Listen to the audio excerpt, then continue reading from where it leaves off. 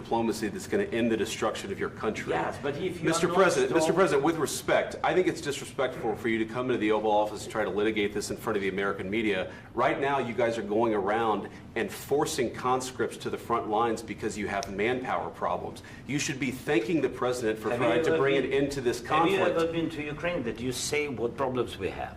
I have been to. Come once. I've actually watched and seen the stories, and I know what happens is you bring them on a propaganda tour, Mr. President. Do you disagree that you've had problems bringing people into your military? And do you think that it's respectful to come to the Oval Office of the United States of America and attack the administration that is trying to prevent the destruction of your country?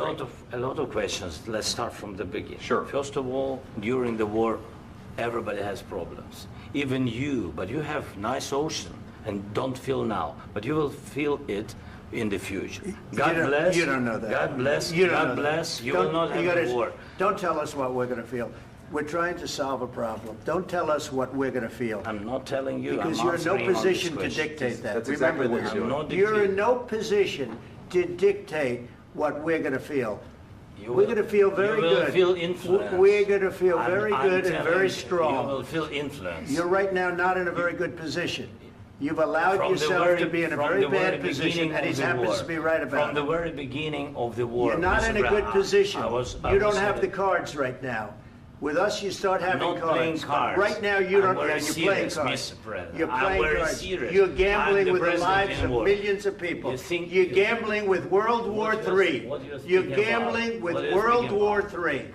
And what you're doing is very disrespectful to the country, this country. That's back to you far more than a lot of people said they should have. Have you said thank you once? This a entire lot of meeting? times. No, in this entire meeting, have you said thank you? Even today. You went to Pennsylvania and campaigned for the opposition in October. Offer some words of appreciation for the United States of America and the president who's trying to save your country. Please, you think that if you will speak very loudly about the war, you can... He's not speaking loudly. He's not speaking loudly. Your country's in big trouble. Can I Wait a answer? minute. No, you've done a lot of talking. Your country is in big trouble. I know. You're not winning. I know. You're not winning this. You have a damn good chance of coming out okay because of us. Mr. President, we are staying in our country, staying strong from the very beginning of the war. We've been alone, and we are thankful. I said thanks you haven't in been this alone. cabinet. You haven't been alone. In this cabinet. We gave you, through this stupid president, $350 billion. You voted we gave for you your military equipment, and you men are brave, but they had to use our military. What about if you didn't have our military equipment, if you didn't have our military equipment, this war would have been over in 2 weeks. In 3 days, I heard it from Putin. In 3 days, this is something maybe new. Less. In 2 weeks, of course, yes. It's going to be a very hard thing to do business like this. Again, I tell you. just say thank you. I said a lot of times to American people. Except that there are disagreements, and let's go litigate those disagreements rather than trying to fight it out in the American media when you're wrong. We know that you're wrong. But you see, I think it's good for the American people to see what's going on. I understand, sir. I think it's very important. That's why I kept this going so long. You have to be thankful.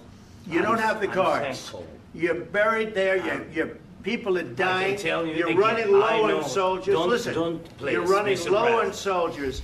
It would be a damn good thing. Mr. And then you tell us, I don't want a ceasefire. I don't want a ceasefire. I want to go, and I want this. Look. If you could get a ceasefire right now, I tell you, you take it so the bullets stop flying and your men stop getting killed. Of course, we want to stop the war. But you're saying you don't want a ceasefire. But I said to you, I want a ceasefire. with guarantees. Because you'll get a ceasefire faster than an agreement. Ask our people about ceasefire, what they think. That wasn't with me. For you what, that wasn't with me. That was with a guy named Biden, who was not a smart person. That was with Obama. It was your president. Excuse me. That was with Obama, who gave you sheets, and I gave you javelins. Yes. I gave you the javelins to take out all those tanks. Obama gave you sheets. In fact, the statement is, Obama gave sheets and Trump gave javelins. You got to be more thankful, because let me tell you, you don't have the cards. With us, you have the cards. But without us, you don't have any cards. One more question to Mr. Vice President. I'm sorry. It's going to be a tough deal to make, because the attitudes have to change. What if Russia breaks ceasefire? What if Russia breaks peace talks? what do we do then? I understand that it's a heated conversation right now. What are you but saying? what She's if asking, what if Russia breaks the ceasefire? What if anything? What if a bomb drops on your head right now? But they have Okay? broken the What if they ceasefire broke it? many I don't know. They broke it with Biden because Biden, they didn't respect him. They didn't respect Obama. They respect me. But all- Let me tell you, Putin went through a hell of a lot with me. He went through a phony witch hunt where they used him and Russia. Russia. You ever hear of that deal? That was a phony Hunter Biden, Joe Biden scam. Hillary Clinton, Shifty Adam Schiff. It was a Democrat scam. And he had to go through that. And he did go through it. We didn't end up in a war. And he went through it. He was accused of all that stuff. He had nothing to do with it. It came out of Hunter Biden's bathroom. It came out of Hunter Biden's bedroom. It was disgusting. And then they said, oh, the laptop from hell was made by Russia. The 51 agents. The whole thing was a scam. And he had to put up with that. He was being accused of all that stuff. All I can say is this. He might have broken deals with Obama and Bush, and he might have broken them with Biden. He did, maybe. Maybe he didn't. I don't know what happened. But he didn't break them with me. He wants to make a deal. I don't know if you can make a deal. The problem is, I've empowered you to be a tough guy. And I don't think you'd be a tough guy without the United States. And your people are very brave. But you're either going to make a deal or we're out. And if we're out, you'll fight it out. I don't think it's going to be pretty, but you'll fight it out. But you don't have the cards. But once we sign that deal, you're in a much better position. But you're not acting at all thankful. And that's not a nice thing. I'll be honest, that's not a nice thing. All right, I think we've seen enough. What do you think? Huh? This is going to be great television, I will say that. All right. We'll see what we can do about putting it together. Thank you, sir. I need the back of this. We'll see, I don't know.